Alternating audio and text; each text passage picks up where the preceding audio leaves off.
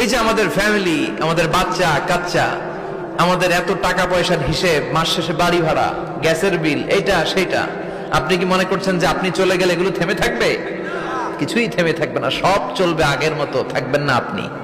এজন্য শাহাদাত ফয়সাল ওনার ফেসবুকে সর্বশেষে লিখে গিয়েছিল, আমি হীন দুনিয়া, মানে এমন দুনিয়া যেটাতে আমি নাই, সব চলে, সকাল গড়িয়ে বিকেল হয়, শীত শেষে গ্রীষ্ম আসে, দিন শেষে রাত নামে, সব চলে, নাই শুধু আমি। চিল্লায় বলেন ঠিক কিনা? তো এজন্য এগুলি একটু ভাবেন। অনেক ব্যস্ত আমরা, এই দুনিয়ার পুরো জীবনটা এটা হচ্ছে লালসাময় একটা জীবন, লোভ, মরিচিকা, মায়াজাল। এই মায়াজালে আমরা আটকে আছি, ফলে মৃত্যুর কথা আমরা ভুলে গিয়েছি, পাগলের মতো ছুটছি। আরো টাকা লাগবে, আরো খ্যাতি লাগবে, আরো যশ লাগবে, আরো দাপট লাগবে আমার। এত টাকা দিয়ে কি হবে? এত সম্পদ দিয়ে কি হবে? এত ব্যস্ততা দিয়ে কি হবে তোমার? স্টপ, থামুন, অনেক হয়েছে, আম্মা থামুন।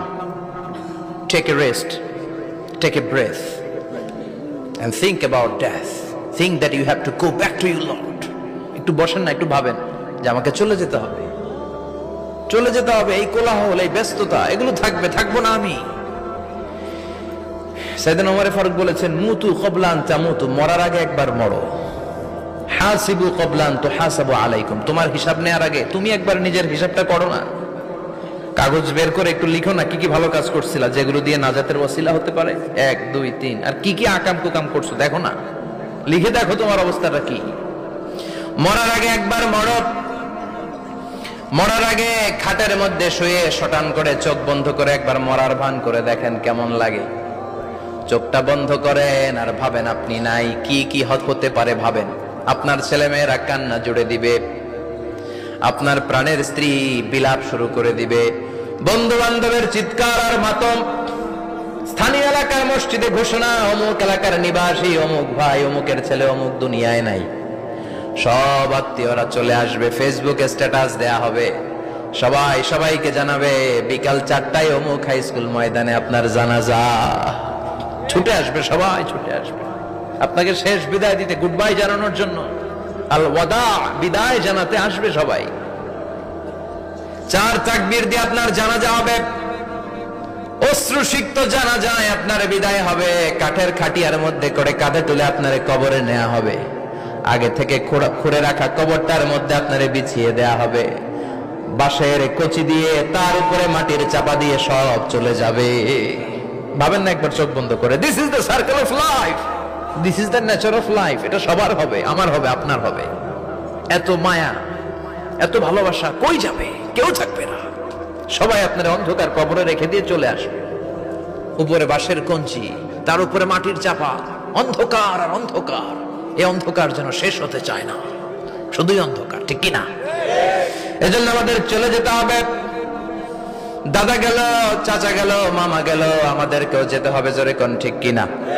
একদিন মাটির ভেতরে হবে ঘর রে মন আমার, কেন বন্ধ দালান ঘর, প্রাণ পাখি উড়ে যাবে পিঞ্জর ছেড়ে,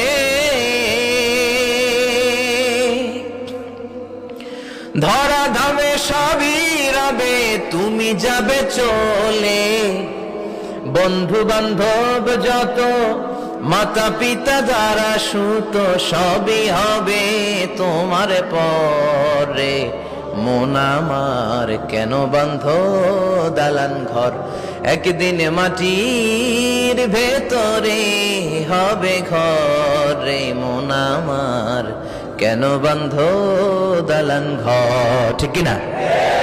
সব পরে থাকবে, চলে যেতে হবে আমাদেরকে। এজন্য আখিরাতের কথা যেন আমাদের স্মরণ হয়। বিশ্বনবী বলতেন, নাহাইতুকুমান জিয়ারাতিল কবুর, আমি তোমাদেরকে কবর জিয়ারত করতে আগে নিষেধ করতাম, কিন্তু এখন নিষেধাজ্ঞা প্রত্যাহার করে নিলাম। এখন সব সময় তোমরা কবরের সামনে যাবা আর জিয়ারত করবা। কবরস্থানে জানতো বড়ুয়া কৃষ্ণপুরের এই গ্রামের কবরস্থান আছে কোন দিকে? পূর্ব দিকে আছে, গোখরার জলের ওদিকে। যান আপনারা, একটু যাবেন, একটু গেলে আখিরাতের কথাটা স্মরণ হবে। ওখানে ছোট শিশুরা শুয়ে আছে, কিশোর যুবকরা আছে, আপনার মতো তাগড়া যুবক মুরব্বীরা আছে, এরা এই এলাকায় থাকতো, এরা আকাশ থেকে নেমে আসে না, এই এলাকার সন্তান আজ নাই। একটা সার্টেন পিরিয়ড শেষে আপনিও থাকবেন না। This is the nature of life, this is the circle of life. ছোট্ট শিশু হয়ে এসেছিলেন, শৈশব, কৈশোর, যৌবন, প্রৌঢ়ত্ব, আগে ছিলেন সিঙ্গেল, বিয়ে করে হয়ে গেলেন ডবল, এরপরে আল্লাহ আপনাকে একটা মেয়ে দিল, এরপরে মেয়েকে বিয়ে দিয়ে শ্বশুর হলেন, এরপরে ওই মেয়ের ঘরে সন্তান হতে নানা হলেন। আর কতদিন? অনেক দিন হলো তো, অনেক লম্বা সময় পেয়েছেন আপনি। Think about death. এবার যাওয়ার কথা ভাবেন, আখিরাতের সামানের কথা ভাবেন, ফিরে যেতে হবে। কি শক্তিশালী যুবক, বার্ধক্য চলে আসলে লাঠি ছাড়া চলতে পারে না। কুচকুচে কালো দাড়ি সাদা হয়ে যায়, দাড়ির শুভ্রতা, বয়সের ভার, রং ধরা যৌবন জং ধরে শেষ, ঠিক কিনা? This is the circle of life. যুবক ভাইরা, এটাই জীবন, চলে যেতে হবে, কেউ থাকতে পারবে না, ঠিক কিনা?